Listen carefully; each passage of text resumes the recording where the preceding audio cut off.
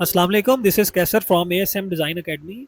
और आज का जो हमारा लेक्चर है वो पीबी बिल्डिंग एसेसरीज के ऊपर है कि प्री इंजीनियर बिल्डिंग के अंदर एसेसरीज जो होती हैं वो क्या होती हैं और इनको कहाँ कहाँ पे लगाया जाता है, इनका क्या क्या यूज़ होता है। तो कॉन्टेंट्स में देख लेते हैं। Personal walking doors, sliding doors, roll up doors, windows, framed openings, roof curb और वेंटिलेटर्स। तो चलते हैं हम लेक्चर की तरफ। तो सबसे पहले हमारे पास है पर्सनल वॉक वॉक डोर। जैसा कि नाम से जाहिर है कि ये एक ऐसा दरवाज़ा है जिसको हम बिल्डिंग में एंट्री के लिए और एग्जिट के लिए लगाते हैं। किसी भी बिल्डिंग के अंदर या किसी भी घर के अंदर कुछ इस तरह का जो है वो आपको नज़र आता है कि डोर जो है वो लाजमी दिया होता है ताकि आप उस बिल्डिंग में या उस घर में एंटर हो सकें।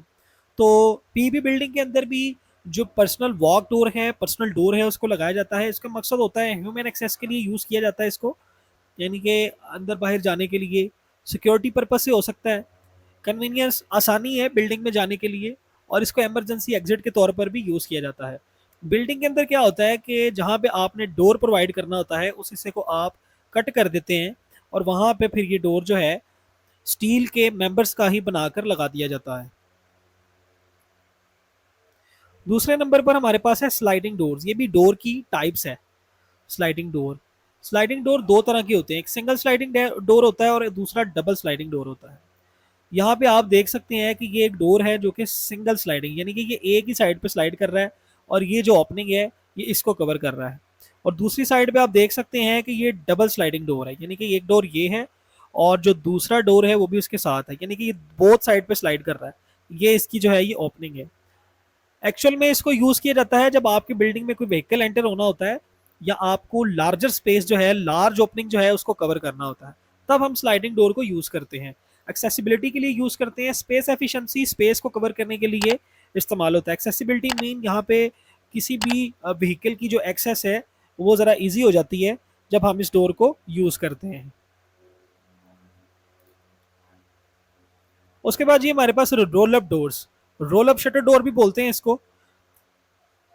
इसका पर्पस क्या होता है कि जब हमारे पास स्पेस बहुत ज़्यादा लार्ज होती है, जैसे कि इस तरह आप पिक्चर्स में देख सकते हैं, और फिर अंदर कोई स्टोरेज वगैरह करनी होती है किसी चीज़ की, या फिर बहुत बड़ी गाड़ियां जो हैं वो एंटर होनी होती हैं, तो हम फिर रोल अप डोर का इस्तेमाल करते हैं। अट्रैक्टिव होता है, लॉन्ग लास्टिंग है, इजी टू ऑपरेट है, ड्यूरेबिलिटी इसकी बड़ी ज़बरदस्त होती है, और ये नॉर्मली शॉप्स के ऊपर भी ये जो है इस डोर को देखा जा सकता है।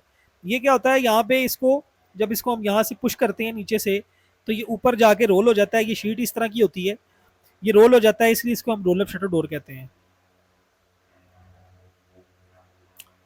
उसके बाद हमारे पास आ जाती हैं बिल्डिंग की एसेसरीज के अंदर विंडोज़। विंडोज़ बड़ी एक नॉर्मल सी चीज़ है, हर जगह पे हर बिल्डिंग में हमें विंडोज़ लाजमी मिलती हैं। इनका पर्पस क्या होता है, नेचुरल लाइटिंग के लिए आप इनको लगाते हैं, वेंटिलेशन के लिए लगाते हैं, टेम्परेचर कंट्रोल, अगर बिल्डिंग के अंदर विंडोज़ नहीं होंगी, वेंटिलेशन प्रॉपर तरीके से नहीं होगी, तो आपका जो है वो टेम्परेचर अंदर का जो है वो मेंटेन नहीं रहेगा बाहर के लिहाज से। View and connection to the outdoors, इसका मतलब ये है कि आप बिल्डिंग से बाहर भी देख सकते हैं, जो आपका वेदर है, ये जो आपका इन्वायरमेंट है वो आप विंडोज़ के थ्रू ही देख सकते हैं कि किस तरह का है। अच्छा जी, उसके बाद हमारे पास आता है फ्रेम्ड ओपनिंग्स। फ्रेम ओपनिंग क्या होती है, किसी भी बिल्डिंग के अंदर आपको कोई भी चीज़ इंस्टॉल करनी है, दरवाज़ा लगाना है या विंडोज़ इंस्टॉल करनी है, रूफ पे कोई चीज़ आपको लगानी है, कोई वेंटिलेशन के लिए लगाना है कुछ, तो आप वहाँ पे एक ओपनिंग देते हैं। जैसे कि यहाँ पे आप देख सकते हैं कि ये एक ओपनिंग है।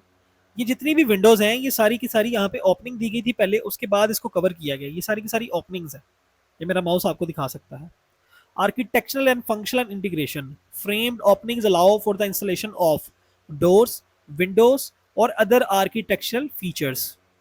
तो सिंपल सी बात है, ये फ्रेम्ड ओपनिंग अपने नाम से ही बता रहा है कि आपको बिल्डिंग के अंदर जब कोई चीज़ इंस्टॉल करनी है तो सबसे पहले आपको वहाँ पे उस जगह को कट करना पड़ेगा, वहाँ पे ओपनिंग देनी पड़ेगी, फिर ही आप उस चीज़ को वहाँ पे लगा सकते हैं। उसके बाद है जी हमारे पास रूफ कर्ब। जैसा कि नाम से जाहिर है कि रूफ, यानी कि ये इसको बिल्डिंग की रूफ के ऊपर लगाया जाता है। इसका पर्पस क्या होता है जी, support for roof top equipments, यानी कि जो आपके रूफ टॉप के ऊपर इक्विपमेंट्स लगते हैं ना, उनको सपोर्ट करने के लिए आप रूफ कर्व प्रोवाइड करते हैं। अगर मेरा माउस आपको दिखा पा रहा है कि ये जो है ये आपके पास एक पैनल है, और पैनल के ऊपर इसको ये यहाँ से देख सकते हैं कि एक ओपनिंग की गई है, और इस ओपनिंग को कवर करने के लिए ये रूफ कर्व लगाया गया, रूफ कर्व लगाया गया, और फिर रूफ कर्व के ऊपर ये जो है ये एक वेंटिलेटर लगाया गया, ताकि जो बिल्डिंग के अंदर का टेम्परेचर है या जो एयर है या जो भी इसके अंदर काम हो रहा है वहां से यहाँ से उसको उस हवा को बाहर भेजा जा सके। प्रॉपर इक्विपमेंट इंस्टॉलेशन, जो आपके पास जितने भी रूफ पे लगने वाले इक्विपमेंट्स हैं उनके अंदर ये एक वेंटिलेटर आ रहा है, इसकी प्रॉपर इंस्टॉलेशन के लिए हम रूफ कर्व यूज़ करते हैं। वेदर प्रूफिंग के लिए यूज़ करते हैं। वेदर प्रूफिंग का मकसद क्या है कि जब आप इसमें ओपनिंग देते हैं रूफ के अंदर, तो फिर लीकेज के चांसेस होते हैं। और रूफ कर्व जो है उसको हम ये देखें, अगर दिखा सकता है मेरा माउस, कि रूफ कर्व जो लगाया गया है यहाँ पे इसको प्रॉपर सीलेंट लगाकर इसको लगाया जाता है, और यहाँ पे इसको पंच किया जाता है, जिसकी वजह से लीकेज के जो चांसेस है वो बिल्कुल कम हो जाते हैं। एस्थेटिक कंसिडरेशन है, देखने में अच्छा लगता है और अट्रैक्टिव भी होता है। अच्छा जी, उसके बाद हमारे पास है वेंटिलेटर्स। तो लास्ट पे है जी वेंटिलेटर्स। वेंटिलेटर्स नाम से पता चल रहा है कि बिल्डिंग के अंदर वेंटिलेशन प्रोवाइड करने के लिए हम वेंटिलेटर्स को यूज करते हैं। इसका पर्पज है जी इंडोर एयर क्वालिटी। जो आपकी बिल्डिंग के अंदर एयर होती है, सारी की सारी बिल्डिंग में जो एयर है उसकी क्वालिटी को ये इम्प्रूव करता है। किस तरह से इम्प्रूव करता है कि यहाँ से जो बिल्डिंग की एयर है वो बाहर चली जाती है इन वेंटिलेटर्स के थ्रू, और जारी बात है यहाँ से फिर फ्रेश एयर अंदर भी आ जाती है। टेम्परेचर को कंट्रोल करने में मदद करता है, नेचुरल लाइट प्रोवाइड करता है। आप यहाँ पे देख सकते हैं कि ये जो एरिया, ये जो चीज़ है, ये हमारे पास एक वेंटिलेटर है। इसको रिज वेंटिलेटर भी बोलते हैं। रिज इसलिए बोलते हैं क्योंकि ये रिज पॉइंट पे लगाया जाता है। ये बिल्डिंग का रिज पॉइंट है, और ये सारे जो है ये लाइन लाइन में आप देख रहे हैं कि वेंटिलेटर्स लगे हुए हैं। एक्चुअल में ये स्टील मेंबर से ही बनाया जाता है, और कुछ इस तरह की इसकी शेप होती है, और ये पीछे तक थ्रू आउट जो है लगा होता है। टोटली बिल्डिंग की जो वेंटिलेशन है वो इसके थ्रू हो रही होती है। तो आज के लेक्चर के लिए इतना ही है। इंशाअल्लाह ताला मिलते हैं अगले लेक्चर में। अस्सलामु अलैकुम वरहमतुल्लाहि वबरकातुहू।